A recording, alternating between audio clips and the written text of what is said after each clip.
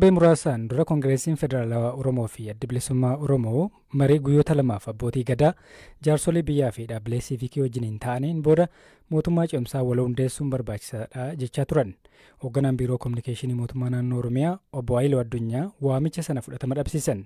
Marii guyyoota lamaaf hoteela Ililitti taa'ame sanarrattis kan hirmaatanii fi hoogganaan Kominikeeshinii dhaaba KFO Obbo Sultaan Qaasim dhimma kanarratti addatti BBC wajjiniin gaaffiif deebii taasisaniiru. Maatii olaanaatu dubbise. Irra caalaa sochii KFO fi ABO jidduu hariiroo ofii cimsataniitiin rakkoo Oromiyaa keessa jiru furuudhaaf tattaaffii godhameedha. Ka'umsiisallee san wajjin wal qabate jechuudha. Mariin sun Finfinneetti gataame booda ibsi ejjennoo bahee ture.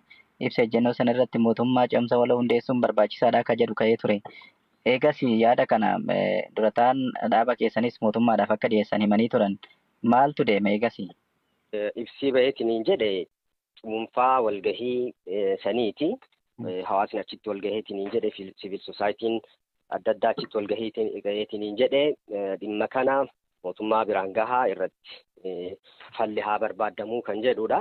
ABO fi KFO illeen akka jaarmaalee dhimmoota saba Oromoo wajjin walqabateetiin socho'anitti dhimma kana bakka barbaachisuun gahuudhaaf sochiirra jiru.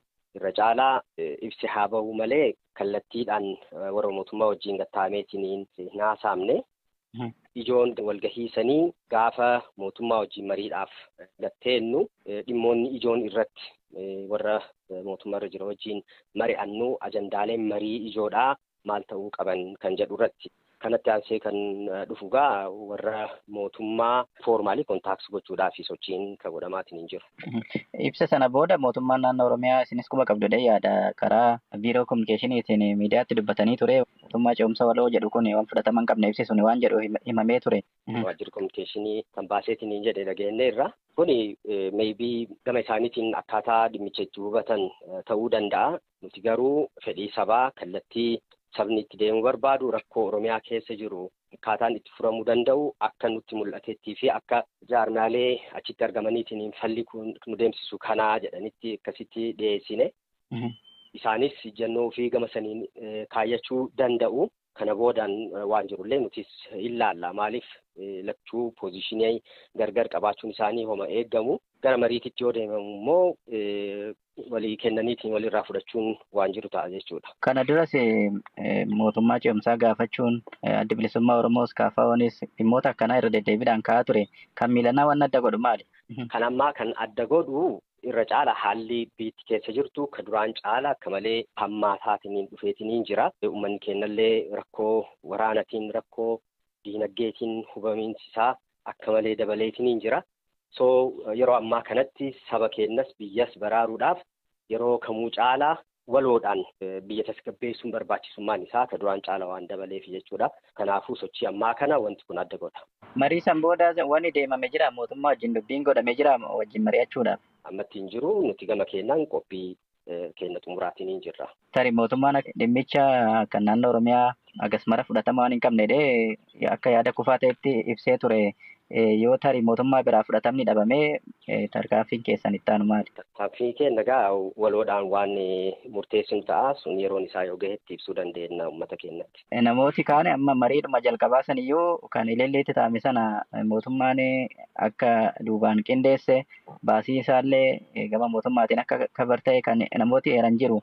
Waan sun irratti wanni beektan jira. Nuti odeeffannoon qabnu mootummaan dhimma kana ni beekaa jechaan alatti kaffaltii kaffaluus ta'e qindeessuu irratti mootummaan guutummaan harka hin qabaa kan jedhu odeeffannoo hin qabnu. Haga nuti beeknutti immoo waltajjiin sun waltajjii ABO'tii fi KFO'ti. Mariin sun bu'aan isaan dhufu jirettanii yaaddu? Rakkoon biyya keenyaa waan torbaan tokkotti yookaan torbaan lamatti furmaata salphatti argatuu miti.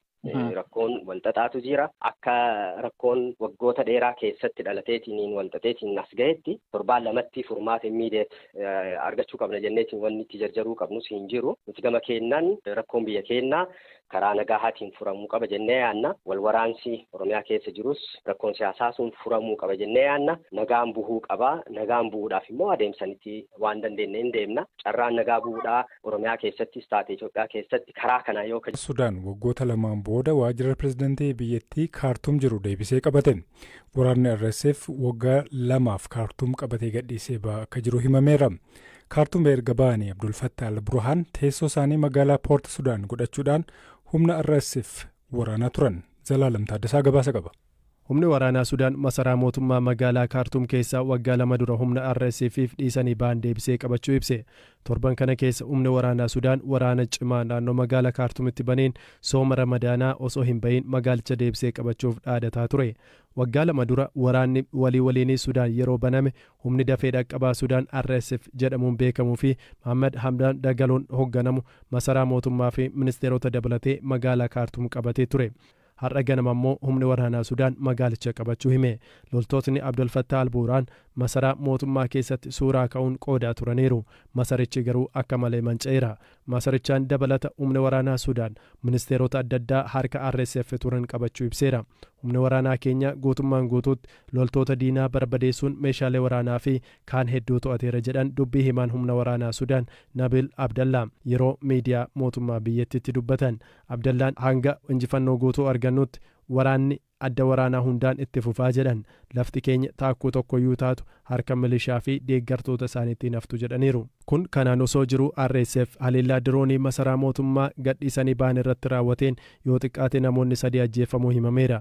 Namoonni 3 miseensa hojjettoota miidiyaa Sudaan TV akka ta'es ibsamaa jira. Haleellaa kanaan loltootni masaraa keessatti gammachuu isaanii ibsataa turan ajjeefamuu fi dhiisuu miidiyaan mootummaa biyyattii hin himne. Garuu dubbii himaan humna waraanaa Sudaan Leetinaal Koloneel Hasan Ibraahimii fi kaapten Imad Elden Hasan haleellichaan ajjeefamuu jaalli isaanii tokko BBC'tti himaniiru. Gulaalaa sagantaa ogeessa kaameeraa fi konkolaachisaan miidiyaa Sudaan TV jedhamu haleellaa diroonii RSF kanaan ajjeefamaniiru. Ogeessonni kunneen osoo gabaasarra jiraniiti haleellichaan kan ajjeefaman. Haleellaan diroonii kun loltoota mootummaa gammachuu isaanii masaraa qabatan keessatti ibsachaa turan irratti xiyyeeffate. RSF ibsa baaseen ammayyuu falmiin masaraa mootummaa kun hin dhumnee jedheera. Loltoonni isaanii ammayyuu masaraa mootummaatti dhiyaatanii akka jiranii fi lola akka jiran ibse. Haleellaa diroonii masaraa mootummaa irratti taasiseenis loltoota 89 ajjeeseera jedhe. Dippiloomatii Sudaan jiran tokko haala biyyicha keessa jiru gaafadheera. Akka dhugaatti olaantummaa fudhataa jira.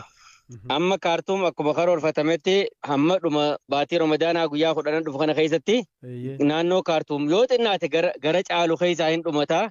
Lolli Kaartuum already bakka hin dhumate jedhamee eegamaa jira yoo pookeejii tokko qulqulleessuu irraa kan hafe hin xumura jaanii jiranii lafarratti kan argaa jiru isuma mootummaan Burhaani amma olaantummaa dhaanii lola kana hoogganaa jira. Jarri akka malee mo'amaa jirti. Jarri RSF gara lixa Suudaaniitiin gara isaatiin gara loojistikiin galuufis hin arganne baay'ee rakkattee dhumaa jirti akka malee dhumaa jirti iyyuu amma garma kana masaraa mootummaa to'ate waraanni mootummaas kanaan booda lolli gara Kurdufaanii fi Daarfuuritti darbuu isaa malee kan Kaartuumii fi gara bahaa kanaan kan jedhamu dhumate jechaadha. Ministeerota adda addaallee akka qabatan ibsaa turanii mootummaan masaraa mootummaa fi Kaartuum qabachuun hiika akkamii qaba? Injifannoon kun akkamitti ilaalama isaaniif? Amma kanaan dura lolli Daarfuuritti waggaa 20 caalaa deemaa ture gara waggaa 23 deemaa ture. Namni quba qabu hin jiru.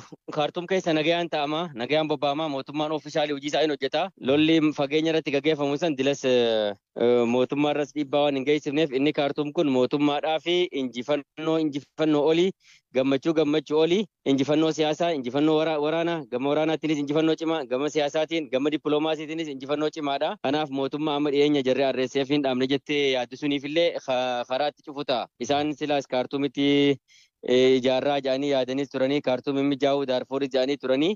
Kanaaf injifannoo dippiloomaasii injifannoo wattaaddaraa waraanaa injifannoo siyaasaa injifannoo hunda galeeyyiidha. Ammaan tanaa kun injifannoon Kaartuum kun ka addaati. Garuu ammallee Kaartuum guutuu xumuramee jechuun hin danda'amu. Garuu masaraa mootummaa qabachuun immoo hiika addaa qaba mootummaadhaaf fi uummata Suudaaniitiifis. Al-Burhaan amma gara masaraa mootummaatti deebi'ee teessoo isaa Poort Sudaan irraa Kaartuum godhata jettee yaadda?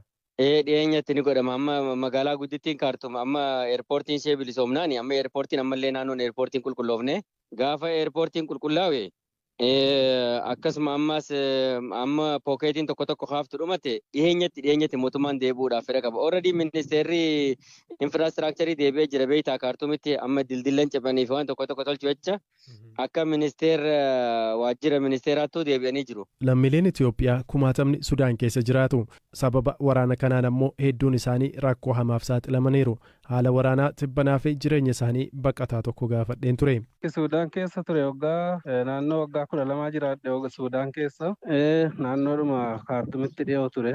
Amma bakki hin jiru Kasalaadha, magaalaa Kasalaa bakka jedhamtu hin jira. Mee waraanni Sudaan odeeffannoon qabdan maali? Mee gidduu kana ho'ee akka gaggeeffamaa jiru dhageenya.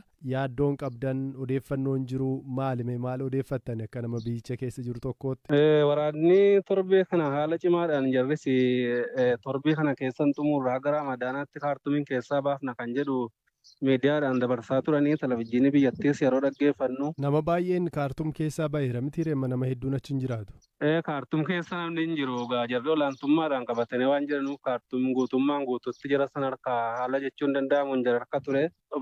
Namni baay'een haga karritti socho'an dhabame tokkotti namni magaalaa Kasalaa hamma keessa jiraadhu kanatti kan inni itti baqatee ture.